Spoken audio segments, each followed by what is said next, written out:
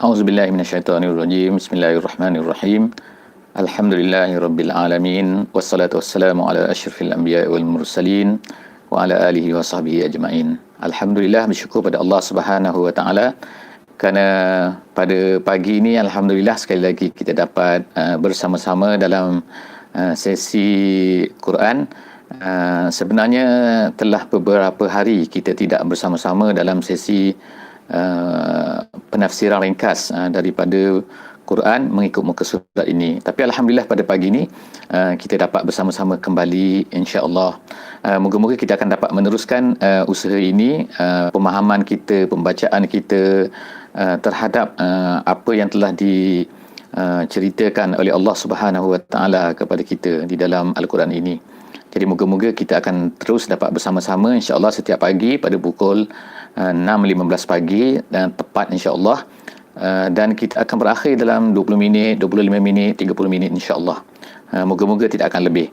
Pada pagi ini kita akan sama-sama lagi membaca pada muka surat 395. Jadi siapa-siapa yang ada Al-Quran, siapa-siapa yang ada ni, saya harap dapat kita sama-sama membuka insya-Allah Quran, kalau ada Quran terjemahan, dan kita boleh lihat dan lalui sama-sama insya-Allah muka surat tersebut insya-Allah. A'udzubillahi minasyaitonirrajim. Qala innama utituhu ala ilmin indi awalam ya'lam anna Allah qad ahlaka min qablihi minal quruni man huwa ashaddu minhu quwwatan wa aktsaru jam'a wala yus'alu an dzunubihimul mujrimun. Sadaqallahul azim. Jadi kita bacakan pada pagi ini ayat yang kita akan baca pada muka surat insya-Allah muka surat 395 ini, juz yang ke-30, surah Al-Qasas. Kita sebenarnya pada muka surat yang terakhir daripada surah Al-Qasas. Selepas ni kita ada separuh muka surat lagi surah Al-Qasas, dan kemudian kita akan masuk kepada surah yang baru. Ayat yang telah kita bacakan tadi merupakan ayat daripada ayat yang ke-78 daripada surah Al-Qasas. Dia masih lagi menyambung cerita tentang kisah Qarun. Jadi sebagaimana kita telah baca sebelum daripada ni, minggu-minggu sebelum, hari-hari sebelum daripada ni, beberapa hari lepas, iaitu kisah hujung-hujung surah Al-Qasas ni menceritakan tentang Qarun. Selepas daripada Allah Ta'ala menceritakan tentang kisah Nabi Musa dan juga kisah Fir'aun, maka kemudian tu ada ta'liqat daripada Allah Subhanahu wa Ta'ala, pengajaran apa yang patut kita faham untuk kita semua, dan kemudian Allah Ta'ala ceritakan kemudian selepas daripada itu kisah Qarun. Jadi Qarun sebagaimana yang telah kita maklum, kita baca sebelum daripada ni, ialah dia ni adalah daripada kaum Musa. Maknanya dia ni bukan daripada Kipti, tapi dia adalah salah seorang daripada grup Bani Israel. Tetapi dia ni telah menjadi seolah-olahnya adalah seperti seorang yang melampau, yang teruk dan sebagainya kan. Jadi menyebabkan dia ni seolah-olah perangainya memang dahsyat dan diabadikan oleh Allah Subhanahu wa taala di dalam Al-Quran ini menjadi seperti pengikut seperti Firaun. Jadi kita dapat dua cerita daripada surah Al-Qasas ni, iaitu yang pertamanya ialah kisah Firaun, dan yang kedua ialah kisah Qarun. Jadi setelah daripada dinasihati oleh orang-orang iaitu orang-orang yang beriman kepada Qarun ini, awak tak patut buat macam tu, awak tak patut macam tu kan. Allah Ta'ala ceritakan sebelum daripada ni kan, bahawa dia ni sangat kaya, kunci-kuncinya tidak mampu, sehingga kuncinya saja tidak mampu, tahu hartanya banyak mana lah tak tahulah kan. Sehingga maknanya dipikul oleh orang-orang yang kuat sekalipun. Jadi maknanya kat sini hartanya sangat banyak, rumahnya sangat hebat, perhiasan sangat besar. Jadi Allah Taala ceritakan kat sini kan, apabila orang nasihat kepada dia, apa yang dia katakan? Dia kata qala innama utituhu ala ilmin indi. Dia kata, Qarun kata, dia kata semua benda yang aku ada ni sebenarnya adalah aku dapat kerana ilmu aku. Jadi dalam tafsir kata, aku dapat kerana kehebatan aku, kerana usaha aku dan sebagainya. Jadi dia dah lupa dah bahawa sebenarnya Allah Subhanahu Wa Taala lah yang memberi kepadanya harta-harta tu. Jadi benda ni, perkara ni, isu ni adalah isu yang sama kan berlaku pada manusia pada hari ini. iaitu manusia yang mendapat harta banyak. Ada di kalangan mereka ini yang sombong, yang bila dinasihati dan juga mereka tak nak dengar, dan bila dia merasakan bahawa semua benda tu adalah kerana usaha dia, tak ingatlah bahawa benda tu adalah datang daripada Allah Subhanahu Wa Taala. Jadi Allah Subhanahu Wa Taala peringatkan dia selepas daripada itu, iaitu awalam ya'lam anna Allah qad ahlaka min qablihi minal qurun. Adakah dia tidak tahu? Awalam ya'lam, dia tidak tahukah bahawa Allah Taala telah membinasakan sebelum daripadanya minal qurun. Qurun ni artinya ialah bangsa-bangsa yang banyak. Kaum Samud, kaum Ad, kaum Nabi Saleh, macam-macam sekian. Itu kurun. Kurun tu bukannya 100 tahun, tapi kurun tu artinya ialah bangsa-bangsa yang terdahulu. Man huwa ashaddu minhu quwwah wa aktsaru jama'ah. Allah Taala sebutkan dua perkara, dua jenis, iaitu apa yang mereka ada, orang-orang yang sebelum tu, yang Allah Taala hancurkan tu, mereka ini lebih kuat lagi daripada dia. Lebih kuat maksudnya apa? Lebih kuat maksudnya kekuatan dia, bodyguard dia, mungkin kan, tentera-tentera dia, tentera upahan dia kan, orang gaji dia kuat lah, rumah dia kuat dan sebagainya. Sebelum daripada kau Firaun, sebelum kau Korun. Kemudian tu apa? Aksaru jamaah, lebih banyak lagi harta daripada. Maknanya sini, orang-orang zaman dulu ni sebenarnya banyak harta mereka. Kalau Korun tu banyak harta, maknanya orang daripada tu Allah Ta'ala sebutkan lebih banyak lagi harta dia. Mereka banyak harta, tetapi apa jadi pada mereka? Allah Ta'ala bila nak hancurkan, Allah Ta'ala mudah saja kun fayakun. Allah Ta'ala kirimkan apa-apa saja. Jadi nak menunjukkan kat sini bahawa lemahnya manusia ni. Jadi manusia sepatutnya jangan merasai bahawa jika sekiranya dia banyak harta, dia hebat, bahawa sebenarnya dia ni adalah, benda tu adalah datang daripada diri sendiri, kehebatan dia dan sebagainya. Wala yus'alu an dzunubihimul mujrimun. Allah Taala kata, dan dia tidak ditanya tentang dosa-dosa orang-orang mujrim itu. Maknanya kat sini kan ada ayat yang mengatakan, yang menyebutkan bahawa semua manusia itu ditanya. Ada menyebutkan macam tu. Seperti contohnya ialah apa ni kan, Allah Taala kata fa wa rabbika lanas'alannahum ajma'in. Demi Tuhan kamu, kami akan bertanya mereka ini semuanya. Ada ayat yang mengatakan macam tu. Jadi ulama-ulama telah cuba menggabungkan di antara dua ayat ini, iaitu apa? Yang pertamanya ialah ada benda-benda yang ditanya, ada benda yang tidak ditanya. Ada kesalahan-kesalahan yang ditanya dan ada kesalahan-kesalahan yang tidak ditanya. Itu kesimpulannya yang dibuat oleh ulama berdasarkan kepada sebab ini kalau orang baca Quran kan, banyak baca ayat Quran banyak, di sana sekali ditanya, sekali tidak ditanya. Jadi apa macam kontradik kan. Jadi sebenarnya tidak ada kontradik. Tidak ada kontradik di antara ayat-ayat ini. Jadi kesimpulannya ialah Allah SWT tu kalau tanya, bukan tanya nak tahu, bukan, Allah Taala dah tahu semua. Kan? Allah Taala tahu apa kesalahan mereka, apa yang mereka dah buat atas dunia ni, dan kenapa mereka dibalas macam ni, Allah Taala tahu.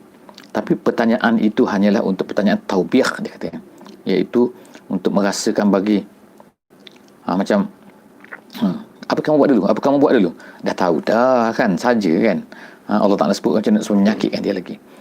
Jadi kemudian Allah Taala sebutkan dalam ayat 79, fa kharaja ala qaumihi fi zinatih. Apa dia Korun ni? Korun buat dia pun keluar kan, berjalan kepada kaumnya, pergi kepada kaumnya fi zinatihi. Fi zinatihi maknanya dengan perhiasannya. Dikatakan, disebutkan dalam jalan lain, dikata kudanya hebat, pakaiannya hebat, dengan emas, dengan perak dan sebagainya lah, perhiasan-perhiasan yang hebat kan. Ada macam-macam juga, ada ahli-ahli tafsir yang menyebutkan lebih lagi tentang isu ni, iaitu kan bagaimanakah bentuk-bentuk perhiasan yang dipakai oleh Korun pada masa itu.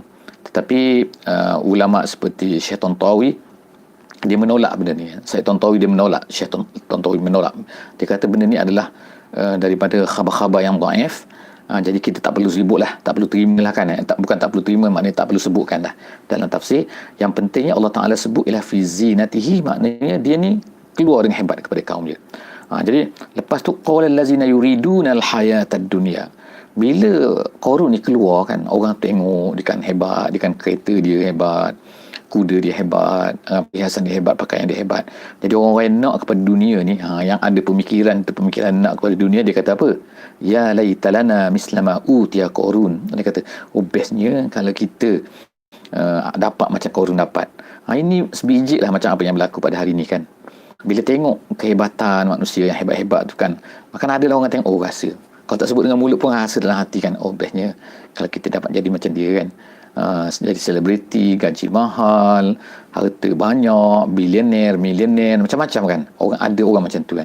Jadi Allah Subhanahu Wa Taala terus mengatakan bahawa orang-orang yang ada perasaan macam tu iaitu semata-mata nak kepada dunia sahaja tu, itu sebenarnya adalah orang-orang yang yuridunal hayatad dunia.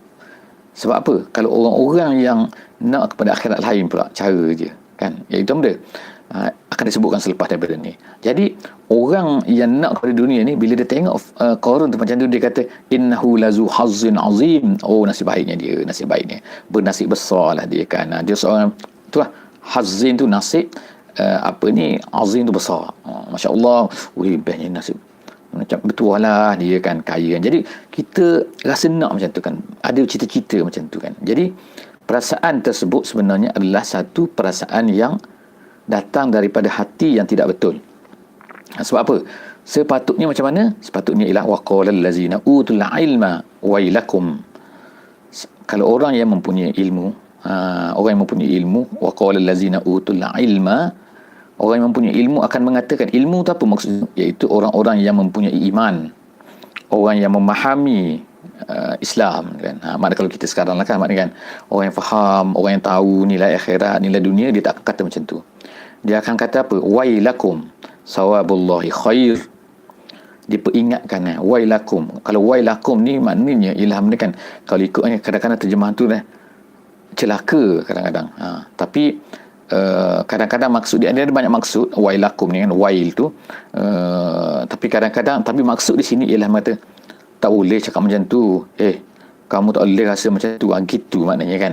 Sepatutnya kan wailakum, kamu sepatutnya tak boleh rasa macam tu. Sebab apa? Sawabullahi khair, pahala Allah tu lebih besar, liman amana wa amila salihan, bagi orang yang beriman dan juga beramal soleh.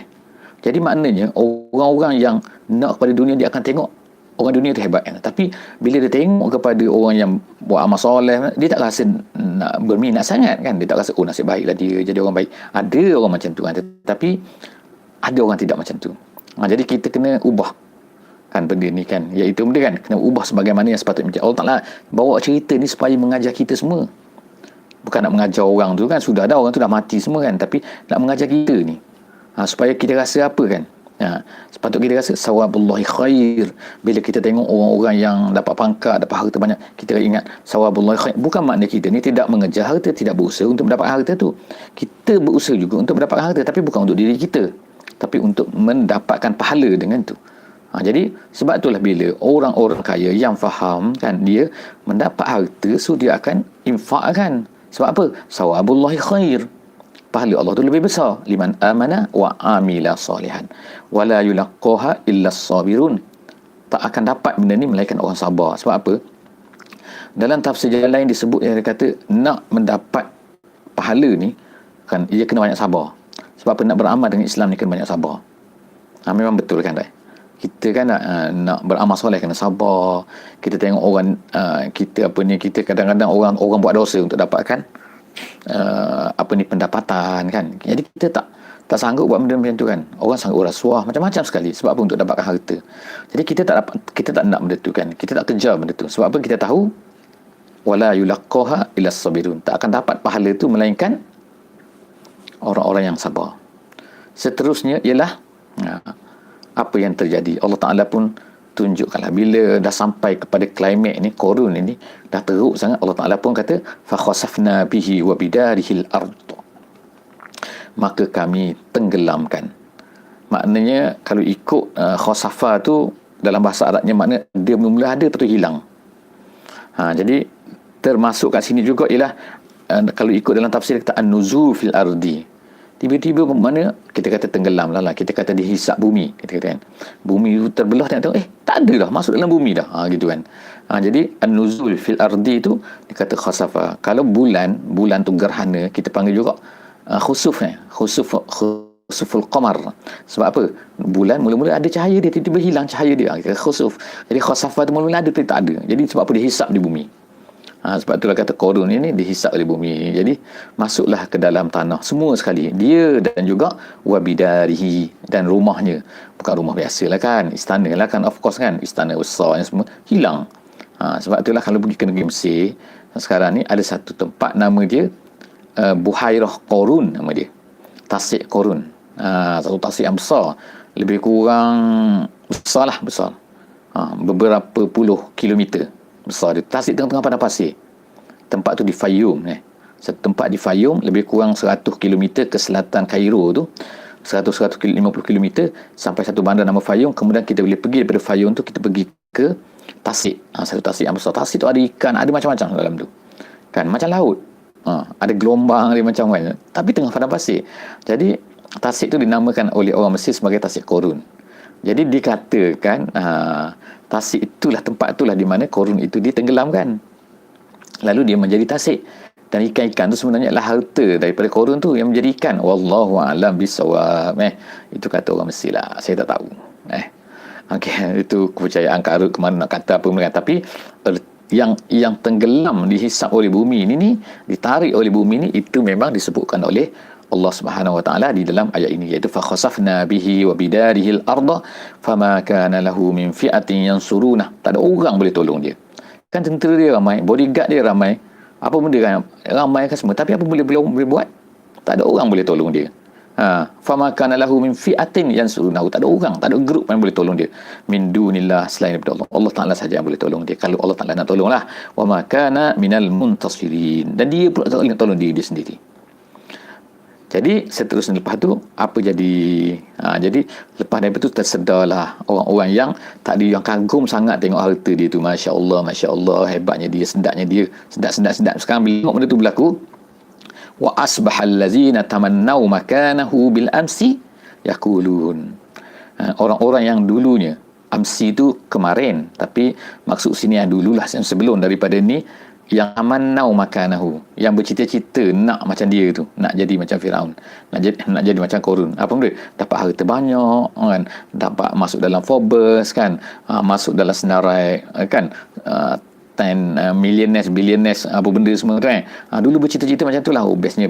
Sekarang ni orang tu akan berkata apa? Allah Ta'ala sebut sini, yaquluna wa ka'anna Allah yabsutur rizqa liman yasha min ibadihi wa yaqdir.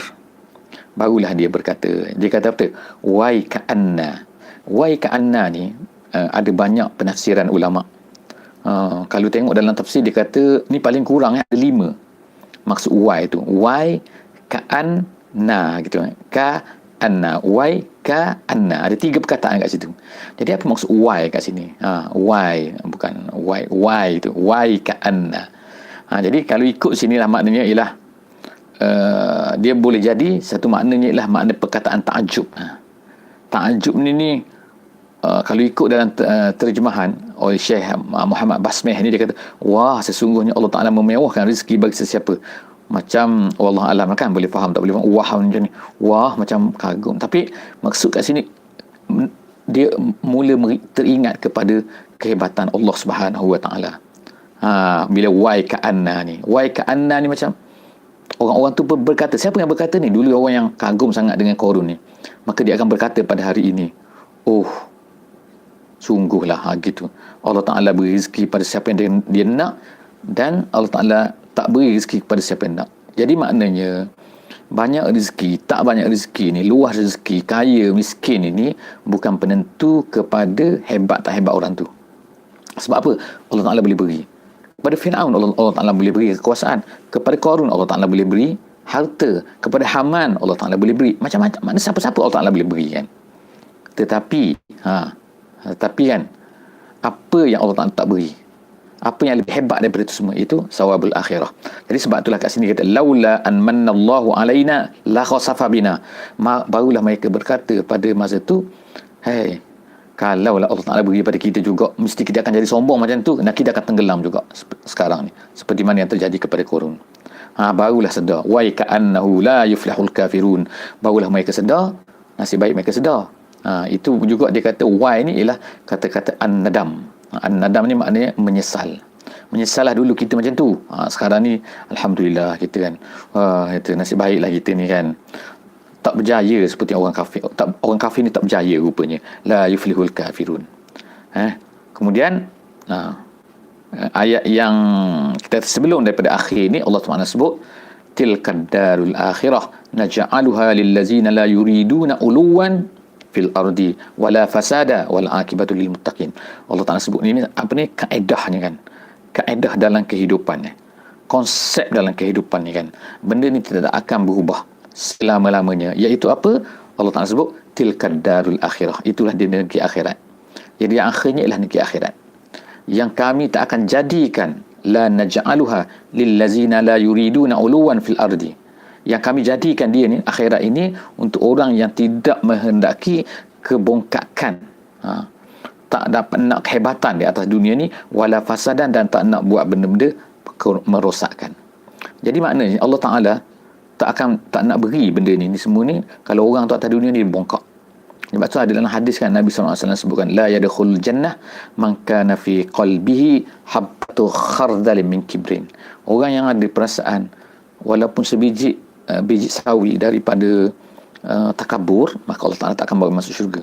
Sebab itulah di antaranya ialah hikmahnya kan, Allah Ta'ala ni kan dimasukkan orang mukmin ni, kadang-kadang tu ada yang masukkan neraka dulu. Kenapa masuk neraka dulu? Sebab nak bersihkan orang tu sebab dari dosa. Tak akan masuk syurga orang-orang yang ada dosa. Jadi kena bersihkan dulu. Bila dah basuh habis dan dah bersih suci daripada dosa, barulah boleh masuk syurga. Sebab itulah orang kafir ni awal-awal lagi kebaikan dia tak ada. Allah Ta'ala tak beri. Sebab apa? Kebaikan dia tak ada sebab iman dia tak ada, walaupun dia buat baik. Sebab itulah iman tu penting, dan kemudian tak cukup dengan tu, dengan amalan soleh. Kan? Dengan amalan soleh pun kita pun tak lepas lagi kan. Jadi maknanya berusahalah kita, insya-Allah. Jadi ingatlah bahawa syurga ni tak akan dapat masuk kecuali, negeri akhirat ni tak akan dapat kecuali orang-orang yang tak nak uluan. Maknanya dia bukan tak ambil jawatan, dia diberikan jawatan dia ambil, tapi dia gunakan, dia bukan nak sombong dengan jawatan tu. Bila dia kaya, bukan dia nak hebat, merasakan dengan kekayaan dia tu kan. Dia nak sombong pada orang lain. Jadi Allah Ta'ala sebutlah pada ayat terakhir pada hari ini, pada pagi ini, iaitu apa? Man jaa bil hasanati falahu khairum minha. Siapa yang datang pada hari akhirat itu nanti, maka dia akan dapat pahala yang lebih baik lagi. Maksudnya apa pahala lebih baik ni? Maksudnya Allah Ta'ala akan gandakan. Sekurang-kurangnya 10. Kalau tak 10, lebih lagi, sampailah kepada berapa yang Allah SWT kita tak tahu kan. Tapi itu adalah kalau buat kebaikan. Tapi sebaliknya, wa man jaa bis sayyiati, siapa yang buat jahat, fala yujzad lazina amilus sayyiat illa ma kanu ya'malun. Allah Ta'ala tak akan balik. Itu konsep, prinsip. Allah Ta'ala tak akan balas mereka melainkan sekadar apa yang mereka buat. Jadi maknanya buat kejahatan dibalas satu saja. Buat kebaikan, Allah Ta'ala bagi ganda-gandakan lagi. Itu pun ramai lagi masuk neraka. Jadi tengok orang bayangkan betapa pentingnya kita ni kena buat kebaikan, dan supaya Allah Ta'ala ni akan dapat memelihara kita semua. Kita berdoa pada Allah Subhanahu Wa Ta'ala agar pada pagi ini kita akan diberkati, hidup kita pada hari ini diberkati. Hari ini adalah 20 hari bulan, Masya Allah kan, 20 hari bulan Julai tahun 2020. Hari ini 20 Julai 2020. Masya Allah, cantik kan. Hari ini sama-sama kita mulai dengan hidup barulah, dengan azam baru, insya-Allah. Subhanakallahumma wa bihamdik, nasyhadu an la ilaha illa anta, nastaghfiruka wa natubu ilaik. Bismillahirrahmanirrahim. Wal 'asri innal insana lafi khusr illa allazina amanu wa 'amilus solihat wa tawasaw bil haqqi wa tawasaw bis sabr. Wassalamu alaikum warahmatullahi wabarakatuh.